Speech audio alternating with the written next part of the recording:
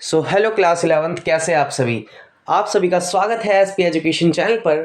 तो आपकी ही डिमांड पर आपके लिए लेके आ गया हूं मैं आपके लिए एक मोस्ट इम्पोर्टेंट क्वेश्चन की वीडियो सीरीज, जो कि जियोग्राफी क्लास 11th के बारे में होने वाली है। आपकी ही डिमांड पे ये वीडियो मैंने अपने चैनल पर अपलोड करी है। बहुत मेहनत लगी है, प्लीज़ एक लाइक और सब्सक्राइब ज़रूर करना।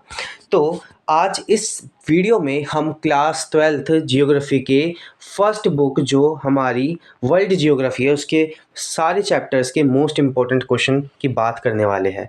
तो सबसे पहले हम फर्स्ट चैप्टर, जो कि भूगोल की प्रकृति वाला चैप्टर है, उसका एक मोस्ट इम्पोर्टेंट क्वेश्चन इसमें लाए हैं। तो वो है नवनिश्चयवाद। नवनिश्चयवाद विचारधारा, और इसे हमने बिल्कुल शॉर्ट फॉर्म में लिखा है। तो प्लीज़ इसे पूरा याद से कर लेना अपनी नोटबुक में नोट, ठीक है।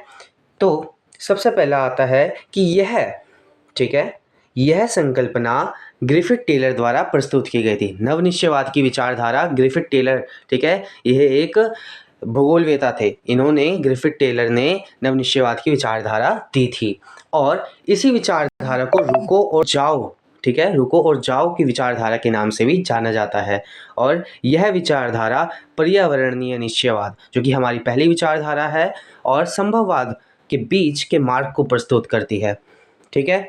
और यह संकल्पना बताती है कि ना तो पूरी हर हम प्रकृति से निर्भर होकर रह सकते हैं, मतलब ना तो हम पूरी तरह से प्रकृति पर निर्भर होकर रह सकते हैं, और ना ही हम प्रकृति से पूरी तरह अलग होकर रह सकते हैं। अर्थात हमें प्रकृति के नियमों का पालन करके ही विजय प्राप्त हो सकती है। अब आते हैं नेक्स्ट क्वेश्चन पर। तो चैप्टर 2 पे आ जाते हैं। चैप्टर 2 का मोस्ट 2 और 3 क्वेश्चंस मैं लाया हूँ। तो सबसे पहले चैप्टर 2 की बात करते हैं। तो दोस्तों चलिए विश्व जनसंख्या घनत्व वितरण एवं विकास के चैप्टर को समझे। तो सबसे पहला हमारा जो चैप्टर है, इसमें मोस्ट इम्पोर्टेंट का जो क्वेश्चन है वो आता है, प्रवास क्या होता है। प्रवास, जब कोई व्यक्ति एक स्थान से दूसरे स्थान किसी भी कारणवश या काम के सिलसिले से दूसरी जगह या दूसरे स्थान पर जाता है, तो उसे हम प्रवास कहते हैं। जैसे एक व्यक्ति है जिसका नाम राम है, वो दिल्ली से यूपी गया काम के सिलसिले से, ठीक है, उसे हम प्रवास कहेंगे, पर विस्थापन नहीं कहेंगे। अगर वो मजबूरी में वहाँ गया है और वापस नहीं आ सकता, तो उस स्थिति को हम विस्थापन कहते हैं। तो हम पढ़ेंगे प्रवास क्या होता है। प्रवास बता दिया मैंने, इसकी डेफिनेशन पेपर में ज़रूर लिखनी है। उसके बाद ही प्रवास के कारक बताने हैं, ठीक है। कारक को घटक भी कहा जाता है, तो ये याद रखना। तो सबसे पहला जो प्रवास का कारक है वो है प्रतिकर्ष कारक। प्रतिकर्ष कारक का मतलब है जो अपने प्रति हमें आकर्षित करे, इसलिए इसे प्रतिकर्ष कारक कहते हैं। ओ सॉरी, जो अपने तरफ हमें आकर्षित ना करे, सॉरी, इसमें ये था कि अपनी तरफ आकर्षित ना करे। जैसे सोचो, आपके एरिया में बेरोजगारी है, तो आप उस क्षेत्र को छोड़ के चले जाओगे। रहन सहन की निम्न दशाएं है, राजनीतिक उपद्रव है, मतलब राजनीतिक दंगे हैं, और प्राकृतिक जलवायु अच्छी नहीं है वहाँ की, ठीक है। या तो अत्यधिक ठंडे इलाके में रह रहे हो, या बहुत ज़्यादा गर्मी है, और प्राकृतिक आपदाएं आती रहती है। जैसे आपको पता है कि जापान में प्राकृतिक आपदाएं एक आम बात बन चुकी हैं। अब बात करते हैं प्रवास के अपकर्ष कारक किसे कहते हैं, ठीक है। ये बात समझ के रखना कि दो कारक होते हैं, ठीक है। दो कारक कौन से? प्रवास के प्रतिकर्ष कारक, ये वाला, और प्रवास के अपकर्ष कारक। अपकर्ष कारक में अच्छी बातें आएगी, और प्रतिकर्ष कारक में सारी बुरी बातें आएगी। जैसे अपकर्ष कारक में क्या है? रोजगार के बेहतर अवसर, रहन सहन की अच्छी दशाएं, शांति है, स्थायित्व है, जीवन और संपत्ति की सुरक्षा भी है, और अनुकूल जलवायु है, मतलब अच्छी जलवायु है। अब आते हैं नेक्स्ट क्वेश्चन पे। नेक्स्ट क्वेश्चन क्या कह रहा है कि जनसंख्या वृद्धि, ठीक है, जनसंख्या वृद्धि दर क्या होती है, और जनसंख्या की धनात्मक वृद्धि दर और ऋणात्मक वृद्धि दर। देखो, जनसंख्या वृद्धि की जो डेफिनेशन है वो है किसी क्षेत्र में, ठीक है, किसी क्षेत्र में निश्चित समय अवधि में जनसंख्या में होने वाले परिवर्तन को हम जनसंख्या वृद्धि कहते हैं।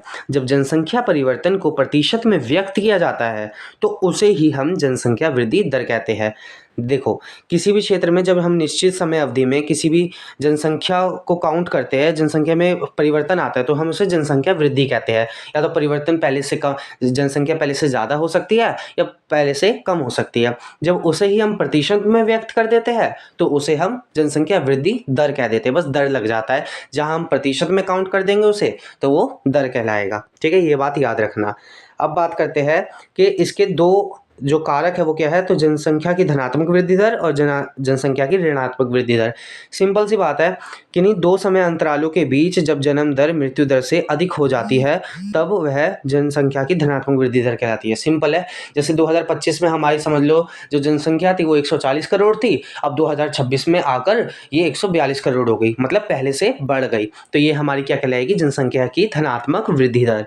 ठीक है, इतना था। और फिर अगर ये कम हो जाती है, पहले 140 करोड़ थी 2025 में और अब ये आकर 138 करोड़ हो गई। ठीक है, 2 करोड़ कम हो गए, तो ये हमारी ऋणात्मक वृद्धि दर कहलाएगी क्योंकि पहले से कम हो गया। ठीक है, कि नहीं, दो समय अंतरालों के बीच, मतलब 2025 और 2026।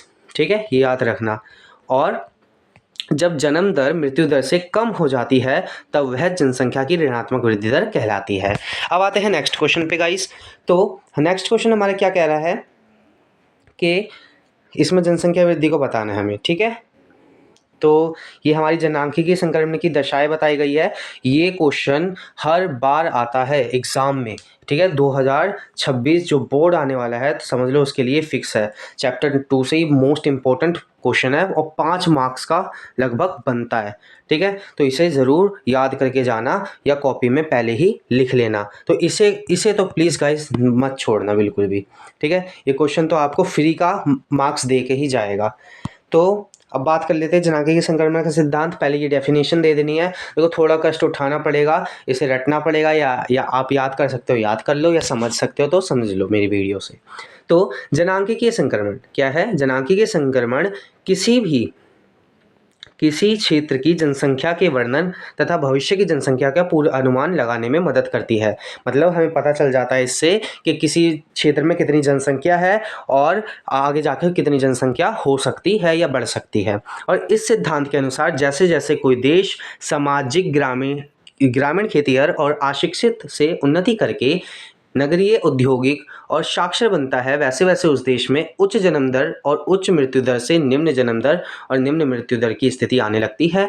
और यही परिवर्तन विभिन्न अवस्थाओं में होता है और इसे सामूहिक रूप से जनांख्यिकीय चक्र भी कहा जाता है। और इसकी कई सारी अवस्थाएं हैं। इस अवस्था को मैं चित्र के माध्यम से भी समझाऊंगा। अभी यहाँ पे ये जो चित्र है, ठीक है, ये याद रखना। तो सबसे पहले समझ लेते हैं इस चित्र को। 2 मिनट गाइस। तो जनांख्यिकीय संक्रमण की कुल 3 अवस्थाएं होती है। पहली देखो ये रही प्रथम अवस्था, दूसरी द्वितीय अवस्था और तीसरी यहाँ पर तृतीय अवस्था।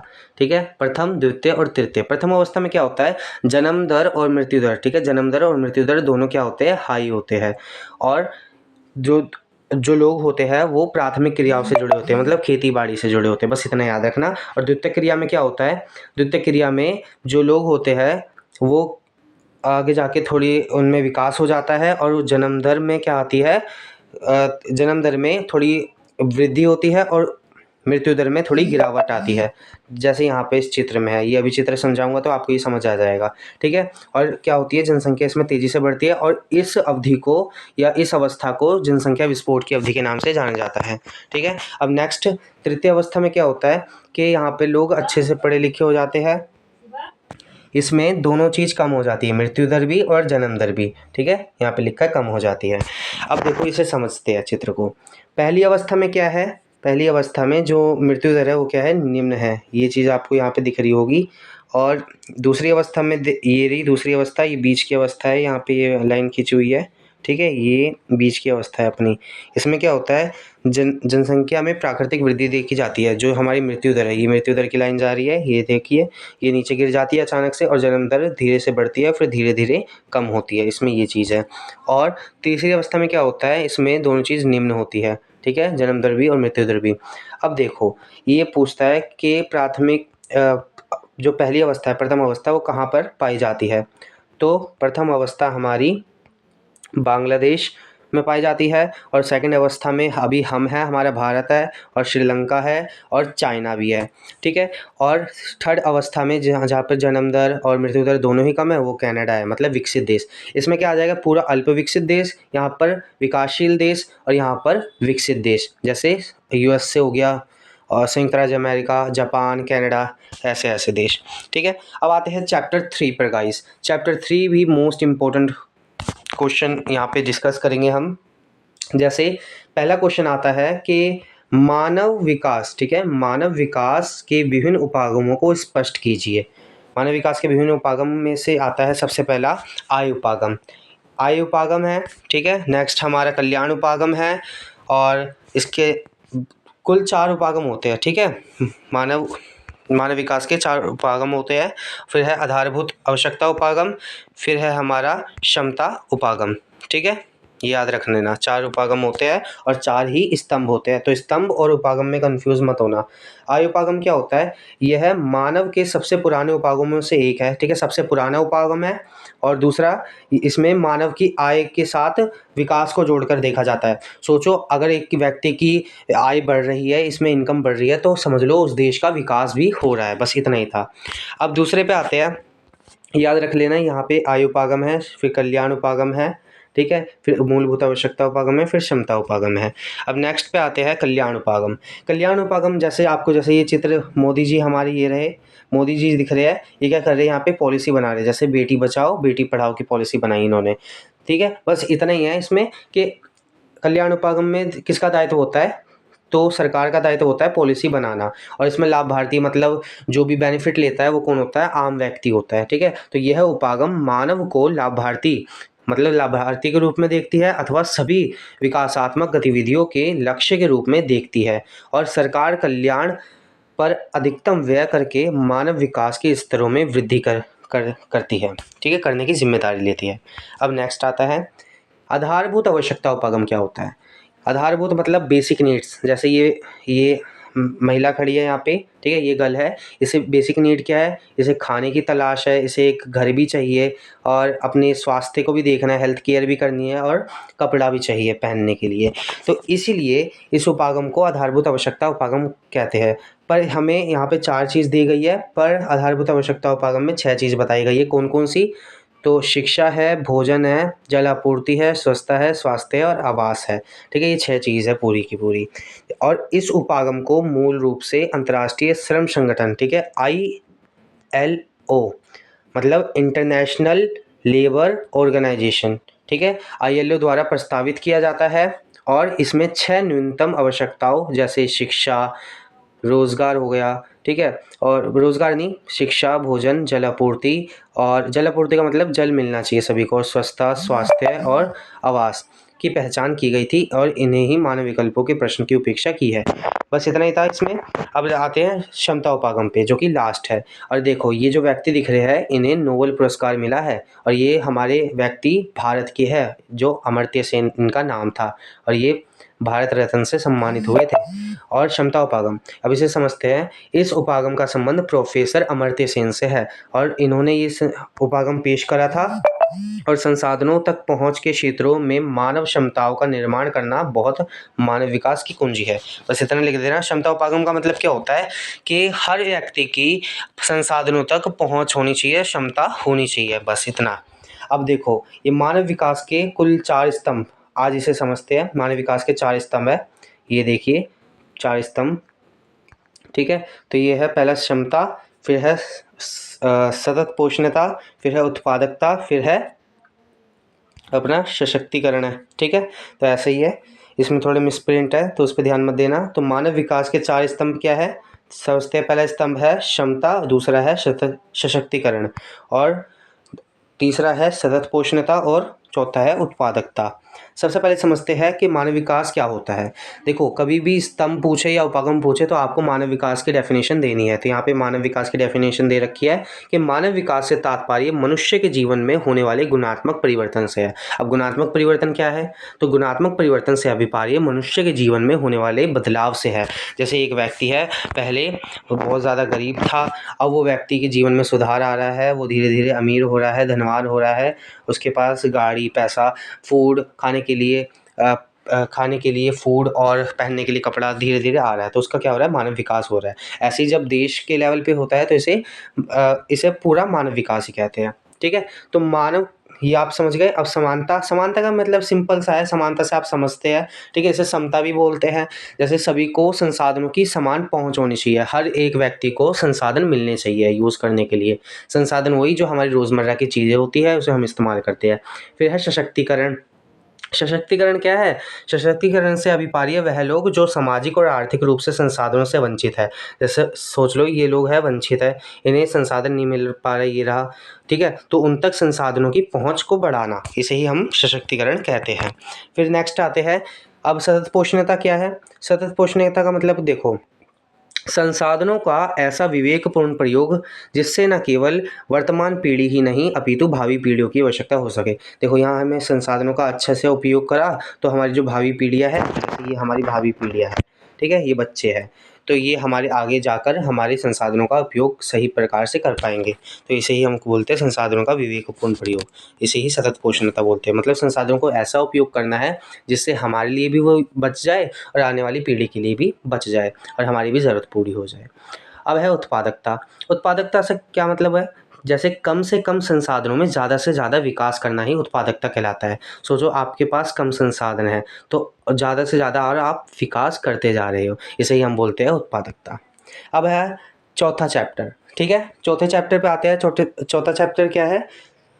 हाँ, तृतीयक एवं चतुर्थक क्रियाकलाप। देखो, इसमें एक या दो चैप्टर मैंने नहीं लिए हैं। क्यों ऐसा मैं कह रहा हूँ? क्योंकि वो चैप्टर आप अपने जो सपोर्ट मटेरियल है जिसके पास हो उसमें से भी आप कर सकते हो। ठीक है, तो और जो मैंने इम्पोर्टेंट है वो चैप्टर ज़रूर इसमें लिए हुए हैं, तो ज़रूर देखना। आगे बहुत अच्छे से मैंने डीपली एक्सप्लेन करा है। ये देखिए, बहुत अच्छे से चतुर्थक क्रियाकलाप को मैंने इसमें बताया है, एक्सप्लेन किया है। चतुर्थक क्रियाकलाप क्या होता है? तो ज्ञान उन्मुख क्षेत्र भी कहा जाता है इसे। ठीक है, एवं अनुसंधान और विकास पर आधारित होता है। ये अनुसंधान का मतलब होता है रिसर्च करता। ठीक है, तो इसमें किसी भी चीज़ को खोजा जाता है। ठीक है, विशिष्टीकृत ज्ञान, प्रौद्योगिकी, कुशलता और प्रशासकीय सामर्थ्य के उन्नत उदाहरण है। मतलब सोचो, इसमें एक उदाहरण आता है कि तृतीय क्रिया में और चतुर्थ क्रिया दोनों में जो व्यक्ति तृतीय में काम कर रहा है, जैसे टीचर है, ठीक है, वो सेवा प्रोवाइड कर रहा है, या बैंक है वो सेवा प्रोवाइड कर रहा है, तो उसे हम कहेंगे तृतीय क्रिया। पर अब ये दोनों एक ही में आ गए, तृतीयक और चतुर्थक में। ठीक है, तो ये बात याद रखना। अब फिर है विकसित अर्थव्यवस्था में आधे से अधिक कर्मी चतुर्थक क्रिया में काम कर रहे हैं और संसाधनों पर आधारित नहीं है। ये इसमें किसी भी संसाधन की जरूरत नहीं है, मानव ही एक संसाधन होता है। फिर है अंकीय विभाजन। विकसित तथा विकासशील देशों के मध्य सूचना एवं प्रसारण प्रौद्योगिकी के विस्तार, मतलब फैलाव एवं उपयोग में अंतर और अंकीय विभाजन। इसका मतलब क्या है? जब हमारी जो सूचना है या इंटरनेट जैसी सुविधा है वो सभी लोगों को समान रूप से मिल रही है, तो उसे हम अंकीय विभाजन कहेंगे। ठीक है, और नहीं भी मिल रही तब भी अंकीय विभाजन कहेंगे, क्योंकि असमान रूप से वितरित है। अब है पर्यटन। ये सबसे इंपॉर्टेंट है इस चैप्टर में, तो ये याद करके जाना जरूर। पर्यटन को प्रभावित करने वाले कारक क्या है? तो ये देखिए, पर्यटन का मतलब पहले आपको डेफिनेशन लिख देनी है कि एक ऐसी यात्रा जो व्यापार की बजाय आनंद और मनोरंजन के उद्देश्य से की जाती है। पर्यटन का सीधा मतलब है, सोचो आपकी छुट्टियां पड़ गई स्कूल की और आप घूमने गए हो, तो उसे ही कहते हैं पर्यटन। यात्रा को ही पर्यटन कहते हैं। अब पर्यटन भी आप जहाँ जाओगे वहाँ से जुड़ी कोई चीज़ें भी तो होंगी। सोचो आप मथुरा वृंदावन जा रहे हो, तो वहाँ पे पहले का कृष्ण जी का इतिहास भी तो है, हिस्ट्री भी तो है उनकी। तो इसे ही हम कहेंगे कि इतिहास और कलाएं उनकी जुड़ी होती है पर्यटन से, तभी वहाँ पे लोग जाते हैं। वहाँ की जलवायु, सोचो कुल्लू मनाली गए आप, कुल्लू मनाली क्यों जाते हो? वहाँ तो कोई टेम्पल, अच्छा सा टेम्पल नहीं है वहाँ पे, फिर भी जाते हैं। क्यों? क्योंकि वहाँ पे जो मौसम है वो बहुत ठंडा है, इसलिए वहाँ लोग ज़्यादा पसंद करते हैं जाना। फिर है भूदृश्य। सोचो पहाड़ों पर लोग जा रहे हैं, ठीक है, तो भूदृश्य मतलब वहाँ का जो दृश्य है बहुत ज़्यादा अच्छा है। और सांस्कृतिक और अर्थव्यवस्था। ठीक है, सांस्कृतिक क्यों? क्योंकि वहाँ पे सोचो गंगा घाट क्यों जाते लोग? वहाँ पे अपनी सांस्कृतिक क्रियाकलाप करने, तो इसलिए यहाँ पे लोग पर्यटन करते हैं। ठीक है, और देखो इसी को जाने को ही कहते हैं पर्यटन, तो ये बात याद रखना। लोग जब घूमने जाते हैं मतलब मनोरंजन और आनंद के उद्देश्य से, तो उसे ही हम पर्यटन कहते हैं। और ये पर्यटन को प्रभावित करने वाले कारक कितने हैं? ठीक है, कितने हैं? तो इतिहास एवं कलाएं है, जलवायु है, और अपना अर्थव्यवस्था सांस्कृतिक है, और भूदृश्य है। बस इतना याद रखना। नेक्स्ट आते हैं ये ग्रामीण विपणन केंद्र, ठीक है, और शहरी विपणन केंद्र में अंतर भी पूछा जाता है, तो आप एक सेपरेट पढ़ लो इसे। देखो, ये अपने बुजुर्ग आदमी हैं, ये काम कर रहे हैं, ग्रामीण का दृश्य है लगाया हुआ है, तो ये केंद्र निकटवर्ती बस्तियों का पोषण करते हैं, ठीक है। अब ये दादाजी कितना काम कर लेंगे, नहीं कर पाएंगे, तो ये शहरों का पोषण कर लेंगे अकेले, या कम लोग अगर इनके घर के परिवार के भी आ गए तो नहीं कर पाएंगे, तो इसे हम क्या कहेंगे, अपने ही आसपास के क्षेत्रों का पोषण कर पाएंगे ये दादाजी। फिर है यह केंद्र स्थानीय संग्रहण और वितरण केंद्र की वस्तुएं एवं सेवाएं प्रदान करते हैं, ठीक है, और इन केंद्रों पर व्यक्तिगत और व्यावसायिक सेवाएं सुविकसित नहीं होती है। अब देखो, अपने काम पे इनका जो सोचो ये काम कर रहे हैं, तो ये अपने खुद के मालिक नहीं होंगे, ठीक है, अपना पूरा व्यवसाय किसी न किसी हाथ में होगा इनका, ठीक है, मतलब एक मालिक नहीं होगा। और यह केंद्र केवल स्थानीय ग्रामीण आवश्यकताओं की पूर्ति कर सकते हैं, ठीक है, अंकल इतना काम कर सकते हैं कि वहाँ अपने गांव की ही पूर्ति कर सके, ठीक है, कि गांव की ज़रूरत पूरी हो जाए, शहरों की अपनी रहने देंगे, क्योंकि होगा नहीं। अब है नगरीय विपणन केंद्र। ये देखिए, नगरीय विपणन केंद्र में क्या होते हैं, टीचर होती है हमारी, ठीक है, सॉरी, ये अपने डॉक्टर है और ये अपने टीचर है, ठीक है। तो यह केंद्र अधिक विशिष्टीकृत नगरीय सेवाएं प्रदान करते हैं, मतलब अच्छी खासी नगरीय सेवाएं प्रदान की जाती है नगरीय विपणन केंद्र में। देखो, विपणन का मतलब अगर नहीं पता, तो विपणन का मतलब है बाजार, ठीक है, क्या है, बाजार विपणन का मतलब होता है, इतना बात याद रखना। यह केंद्र स्थानीय सेवाओं के साथ साथ विशिष्टीकृत वस्तुएं एवं सेवाएं प्रदान करते हैं, और यह केंद्र विनिर्मित वस्तुएं प्रदान करते हैं। विनिर्मित का मतलब किसी भी चीज़ को बनाई जाती है। और यह केंद्र व्यावसायिक सेवाएं जैसे अध्यापक, ये रहा, और वकील, परामर्शदाता और चिकित्सक मतलब डॉक्टर, जो कि हमारी मैम है ये, ठीक है, सेवाएं उपलब्ध करवाते हैं। फिर अब आते हैं हम नेक्स्ट चैप्टर पे, द्वितीयक क्रियाएं। देखो, प्राथमिक क्रियाओं का मैं इसमें नहीं बता सकता क्योंकि थोड़ा लेंथी चैप्टर है, आपको पढ़ना पड़ेगा अपनी सपोर्ट मटेरियल में से, तो उसके लिए मैं माफ़ी चाहूँगा प्लीज़। तो चैप्टर 2 पे आ जाएंगे, द्वितीयक क्रियाएं। इसमें देखिए, बस एक क्वेश्चन करवाऊँगा मैं इसमें, ये बहुत 5 मार्क्स का ये क्वेश्चन बनता है, तो यही सबसे ज़्यादा इंपॉर्टेंट है कि उद्योगों, ठीक है, उद्योगों मतलब फैक्ट्रीज, ठीक है, तो उद्योगों की स्थिति को प्रभावित करने वाले कारक, मतलब जो हमारे उद्योग है वो अलग अलग जगह क्यों स्थापित हो रखे हैं, क्योंकि कच्चे माल की उपलब्धता की वजह से, ठीक है। उद्योगों की स्थिति को प्रभावित कौन करता है, कच्चा माल। अब सोचो, आपके पास कोई ऐसा इलाका है जहाँ पेड़ ही नहीं है, तो वहाँ पे आप अपना जो फर्नीचर का फैक्ट्री है उसे खड़ा करना चाहोगे, नहीं करना चाहोगे, तो आप कच्चे माल को देखेंगे जहाँ पे पेड़ आपको अच्छे से मिल सके, और वहाँ पे आप जो अपने लेबर है उसे भी लगा लो, ठीक है। तो ऐसी जगह देखोगे तो कच्चा माल आसानी से प्रोवाइड हो जाए, तो वहाँ पे उद्योग स्थापित किए जाएंगे। फिर है अनुकूल दशाएं। अनुकूल दशाएं का मतलब सोचो, एक एप्पल है, अब एप्पल गर्मी की जगह तो नहीं उगेगा, ठंडी जगह जैसे कश्मीर, तो वहीं पे अपनी जो एप्पल की फैक्ट्री भी वहीं दिखेगी ज़्यादातर। या आपको दिल्ली में कभी एप्पल की फैक्ट्री दिखी है तो वो भी हमारे वहाँ से ट्रांसपोर्ट होके मतलब आती है, परिवहन होके कश्मीर से। तो एप्पल अनुकूल मतलब जहाँ पे अच्छी दशाएं होगी, जहाँ पर उस चीज़ की अनुकूल जलवायु होगी, वहीं पे वो उद्योग स्थापित किया जाएगा। फिर है शक्ति के साधन। शक्ति के साधन मतलब सोचो, आपको कोई भी ऐसी फैक्ट्री लगानी है जिसमें बहुत सारी शक्ति चाहिए, बहुत सारे वो चाहिए, मशीनें चाहिए चलाने के लिए, तो वहाँ पे आप क्या करोगे, ऐसी जगह लगाओगे जहाँ पे आपको अच्छे से मशीनों को चलाने के लिए बिजली की उपलब्धता हो जाए। और श्रम की उपलब्धता, अब वहाँ पे आप देखोगे, ये जैसे ये हमारे श्रमिक जी है, वहाँ देखोगे कि आपको श्रमिक सस्ते मिल रहे हैं, तो वहाँ पे आप देखोगे यहाँ पे स्थापित कर देते हैं, ठीक है। और पूंजी सबसे इम्पोर्टेंट। अब देखो, बिना पैसों के तो इकट्ठ वो आपका जो फैक्ट्री है वो स्थापित नहीं हो सकता, तो वहाँ पे पूंजी की आवश्यकता भी होती है, ठीक है। अब नेक्स्ट आते हैं, अब ये लास्ट है, ठीक है, इसे मैं अच्छे से समझाऊंगा। स्वेज नहर क्या होती है, ठीक है। स्वेज नहर, ये देखिए, स्वेज नहर ये हमारी जो यहाँ पे ये अफ्रीका है, ये अपना, ठीक है, अफ्रीका और ये एशिया, ठीक है।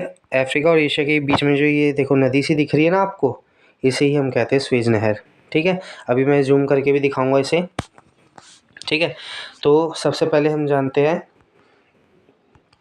ये देखिए, जो स्वेज नहर है इसका निर्माण, स्वेज नहर का निर्माण जो हुआ था वो 1869 में हुआ था, ठीक है। 59 में शुरू हुआ था और 69 तक बन गया था, तो निर्माण इसका 69 ही होगा। और ये मानव निर्मित है, मतलब कृत्रिम नहर है, मानव के द्वारा बनाई गई है, ठीक है। और कुल इसकी लंबाई है 180 किलोमीटर, ठीक है। कहीं कहीं इसकी जो लंबाई है वो 193 किलोमीटर भी है, तो वो करेक्शन आप देख लेना, वैसे यही है, ठीक है, करेक्शन। फिर और यह मुख्य रूप से दो जो सागर है उन्हें जोड़ती है, ठीक है। ये नहर क्या है, सुएज नहर दो सागरों को जोड़ती है, लाल सागर और भूमध्य सागर, इसे याद रखना, ठीक है। लाल सागर लाल से कर देते हैं, भूमध्य सागर अपना नीले से कर देते हैं। फिर है यूरोप के साथ व्यापार, ठीक है, यूरोप के साथ व्यापार के संबंध अच्छे हुए हैं। क्यों? क्योंकि सुएज नहर बन गई है, तो हमें अब यहाँ से घूम के पूरा ऐसे आना नहीं पड़ता। अब यहाँ पे हमारी जो सीधे यहाँ से हमारी जो व्यापार हो जाता है, ठीक है। अब नेक्स्ट इससे समझते हैं ढंग से। ये देखिए ये मैप है, यहाँ पे है जो सुएज नहर हमारी है, ये बीच में यहाँ से जा रही है, ठीक है, यहाँ से ये बीच में से जा रही है। अब सुएज नहर का जो एक सोर्स बेस्ड क्वेश्चन आ जाता है, चित्र आ जाता है। ये देखिए ये हमारी भूमध्य सागर है, ठीक है, और यहाँ पे हमारी लाल सागर भी होगी इस साइड में कहीं, ठीक है। तो ये भूमध्य सागर और लाल सागर को ऐसे ये जो एरिया है इसे तोड़ते हुए बनाई गई थी सुएज नहर, ठीक है। और अब देखिए इसे हम समझा देते हैं। सबसे पहले इसके दो पोर्ट पूछे जाते हैं, तो इसके पोर्ट सबसे पहले पोर्ट सैयद है और दूसरा है सुएज, ठीक है। इसे तोड़कर बनाए गए थे। तो ऊपर वाला पूछे तो पोर्ट सैयद और नीचे वाला सुएज, ठीक है। बस इतना ही था इसमें।